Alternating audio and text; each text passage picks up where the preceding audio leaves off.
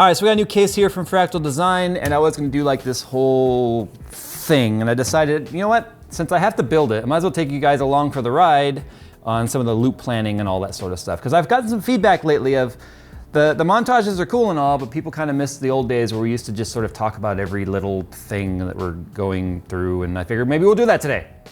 It's kind of like two birds with one stone, recording the work that counts as the work.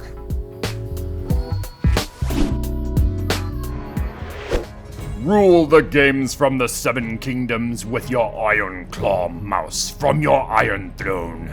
It has a scroll wheel that looks like an off-road tire, and buttons on the side and top to do stuff. Don't lose grip while doing stuff with the textured sides, and do it in style with the RGB. Learn more at Corsair.com. The components in this build are kind of secondary to just the point of doing the build, I guess. Building in a case is obviously one of the best ways to get familiar with it. Now the chassis on this is gonna seem very, very familiar. This is very derivative of like the S2. Obviously it's the S2 Vision, which means you have tempered glass side panels. We'll talk about all that once it's done, because that was kind of the plan originally, was have it done and show it all beautified, and now I decided just to show you the process. So the components, like I said, are secondary, but because I know you're gonna ask, for a CPU, we have an i7-9700K, 8-core non-hyperthreading CPU, so not a high power part, not a super high heat part, so we're definitely good there. EK water block on that, that is the velocity block. We have on the motherboard, it's an MSI MEG Z390 Ace, not the Godlike, but it's the Ace, still has the OLED panel and stuff right there. For memory, I haven't put it in there yet though, we have 32 gigabytes of the HyperX Predator DDR4 RGB memory. Graphics card, we have an MSI GeForce RTX 2080 Ti Seahawk. This is the one that has the EK block already installed, so that's kind of nice, we don't have to worry about that. It's got two 8-pin power plugs plus a 6-pin. Now the nice thing about the S2 Vision here is the fact that it comes with all four of these 140 millimeter Prisma fans. These are RGB, they're high static pressure, but they're also good for case flow, so you can use them on things like radiators or your case, obviously.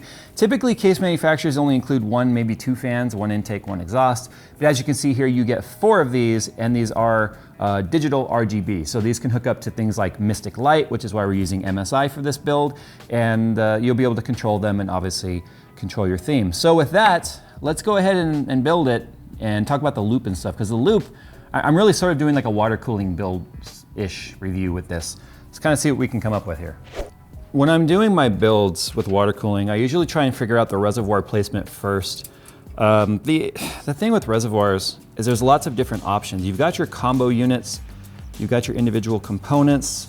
Unfortunately, I had requested that we get a combo unit, and I was sent two individual components. So I'm gonna see if this works out. If not, I've got a few other options. I mean, I've still got this guy from when we did the R6 gold and white build, which is the Photon from XSPC. Still one of my favorite reservoirs. Glass, which makes it kind of nice, but also kind of scary to handle at times. So we'll see. I'm not a fan of that one though, because it's a round pump. All the fittings come off at weird angles rather than nice and square. So I like to get the reservoir and pump sort of figured out first. The nice thing about the S2 Vision here is the fact that it does, of course, come with the back wall here, which has all these slots so that you can mount things like reservoirs and pumps. I'm just using a fitting in between these two. It's a double rotary 90, so I can recenter it, because the problem is if you look at the bottom, this reservoir does not have a centered hole, so I couldn't center it on there. So we're just gonna have to see. I mean, that's kind of the name of the game here, is to play around with it and see how it goes. I don't know. Ugh. You just pronounced the word ugh. Because the problem here, if I'll kind of straighten this out for Phil, is it's not straight, because that fitting does not push the pump over enough to like make it perfectly centered, but the hole on the reservoir mount is centered. The pump is also centered because of the slots that we're gonna be mounting it to, because it comes with its own little brackets. So you can see it's crooked because of that, because it's not centered on left and right between where these mount. So I either gotta see if I can't come up with another fitting option for that, or I'll be ditching this EK system altogether for a different brand entirely. So this is what I'm talking about. Like this crap is round. And so you got one coming off that way, one going that way, one going that way, one going that way. It just looks stupid. It's dumb. That's literally the only word I could think of. The people who designed these round reservoirs with fittings coming off the way they do are dumb. So yeah, I think that's going to be my flow order, but I'll have to take the rad out now and flip it back over. Princess, isn't it princess? Jayztwocents is mine. Fans. I'm already bleeding, and all I did was open the drawer. I was about to say that. How good's that cut?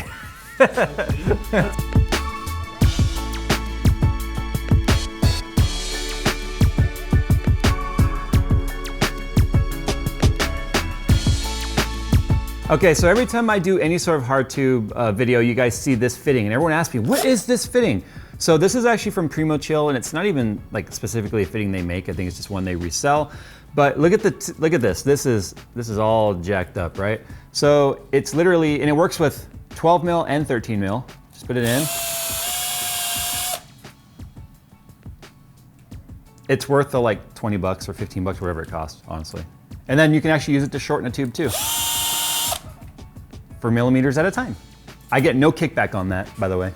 So I cut this tube too short like 2 different times, and I'm like, man, I cut another tube, and I'm like, man, and then I forgot that it does slide up top, so we could have just slid it to where it needs to go. So one of the things I like to do when I'm doing custom loops like this is sort of test fit everything. So as you can see, this is not a complete build. There's no RAM, there's no collars on any of these compression fittings, but this is the order that we chose, and obviously I used 90-degree angles fittings for this one because I already had them too. I wanted to use them again. They kind of add something to this, I guess. I started to bend the 12 millimeter tubing though, just to see how it would look. And 12 millimeter tubing with a only 2 millimeter wall versus 3 does kind of kink a lot easier, and I wasn't a fan of the way that was turning out. So I just decided to use the elbows anyway, and they stay in their spot pretty good. I also use these when I'm doing glass tubing, so it's kind of the same effect, but this is PETG. So we're coming out of the reservoir and pump combo, going up and over into the radiator, through the rad, back down into the CPU in. So right here is where I have it coming into the graphics card. Now, it's not explicitly labeled as in and out like you would find on the CPU block, but it's a very similar design. You can see you've got this sort of a jet plate here. It goes through, it splits, goes 2 different directions. It meets again back here. There's a cover here so you can't see. But I like to come in and down through here instead of having it split this way, merge, and come back up. Because what I found is where it splits over here, when you're in a vertical mount like this, you can get air sort of trapped, and it can kind of be a pain in the ass to get it all out. So I found that when you flow this way, it sort of pushes the air back up because air naturally wants to rise, right? So anywhere that fluid's going down, the air is gonna fight it and get trapped at the top. So when it goes like this, I found it naturally just sort of pushes the air out. And then of course it comes out of there back into the reservoir. So all of this is just sort of loosely mounted. I mean, this isn't tightened down, the riser card. The CPU block is mounted obviously with thermal paste and stuff. This can still sort of move. So what I'm gonna do now is I'm gonna take all of this out. I'm gonna take a picture of it too, so I know where all the tubes go, because it kind of sucks trying to reline it all up later. But now that the loop is done, I can go ahead and build the system, and then we can fill it and do all that stuff. So what do you say we let Phil do his montage of the filling?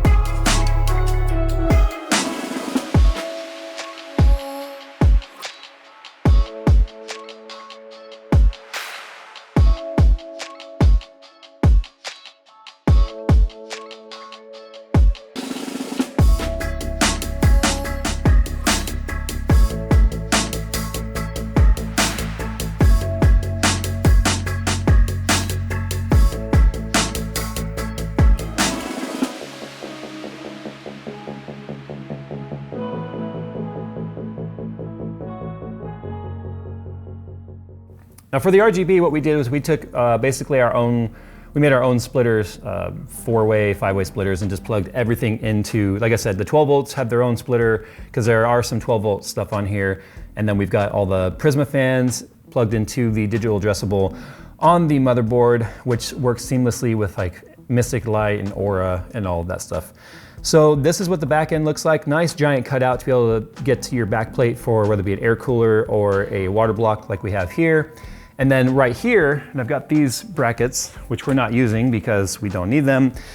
You can mount additional 3.5-inch hard drives or 2.5-inch drives and 3 more of them like that. I just take them off when we're not using them. Kind of probably a bad practice since if you need them later, you might lose them. but we are only using this single SSD right here, which is mounted to SSD trays on the back. These could also mount to the front if you wanted. And since it is RGB, you could do that and it would be, nice and pretty and show off in your system. But since we're using the vertical mount, I chose not to do that and just put it right here on the back. Now let's talk about the top, because this chassis does come with a solid glass panel on the top that you have to remove and basically discard entirely if you want airflow on the top of the chassis. So rather than having any sort of air gap or having it rise or come up with some sort of a solution that doesn't require you to lose the glass panel altogether, you replace it with this very basic filtered grill for the top, which is the same as what you'd find on like the R6 or the Define S2. So that's a little bit disappointing because it's kind of like you've got this premium glass all the way around the chassis and then this very kind of a cheap looking plastic frame for the top, which then, in my opinion, detracts from the elegance that this chassis is supposed to be. But in terms of airflow, plenty of airflow, no issues whatsoever when it comes to cooling the graphics card or the CPU when you go with a radiator on the top, or even if you put one in the front, there's plenty of airflow. And it just kind of keeps with the standard tradition of Fractal Design, keeping it close to the chest with the very familiar rectangular box, but they're now, I think what happened is they realized a lot of us were taking additional glass panels from other cases and putting them on both sides because they are interchangeable. You could put the back panel on the front and vice versa. They are 100% mirrored. You could flip it upside down and it works on both sides. People were doing that as sort of a mod, and I think Fractal kind of took it, ran with it, and then added the glass to the front and to the top. Unfortunately, like I said, you lose the top if you aren't using only the rear exhaust fan, which then in my opinion is not enough, because if you're running high-end hardware with the amount of heat that's going to be generated in the chassis, even if you're running air coolers, one 140 millimeter fan, that's a lot of heat to have to exhaust. So you're then going to have to run it at a higher RPM to kind of match the amount of fans pushing air in, which then means that you're going to be dealing with a ton of positive pressure, air coming out of all the cracks, and then only one fan having the responsibility of exhausting the heat, which I think is substandard. But that's my opinion. What's your guys' opinion on this? Hopefully you guys like the way the build turned out. This is just an example of how you could water cool a chassis like this. And you can see there's plenty of room to do it. We could have added another rad if we wanted in the front. With that removable plate in the front, you could go all the way up to 80 millimeter radiator with fans and still have plenty of room for a long card. Like you can see, this is a pretty long card. This Seahawk is, for all intents and purposes, a water-cooled trio, which is one of the biggest cards they make with the exception of the Godlight card, or the Lightning card. And so, yeah, you can see there's plenty of room in this. Considering the fact this is still technically a mid-tower, it's pretty impressive what you can fit in here. So this is where you guys sound off in the comments below about this chassis. How do you feel about it? What would you change? Oh, I forgot to mention, it does also include an LED strip, which is kind of nice because a lot of chassis are not including any sort of lighting in them. You just can't really notice it in this one too well because it's in between the radiator and the wall of the motherboard, because this is an offset radiator design, which means it doesn't fit up here in the front where it's pre-installed, so I relocated it. But anyway, here we go again. Tell us what you guys think about this chassis. What would you do? What kind of build would you do? And more importantly, what would you change if it was your build? Thanks for watching, guys, and as always, we'll see you in the next one. All right, so I was gonna do this whole, no, this is no reset. Fractal Design, Define S2 Vision, RGB Elemental PQ.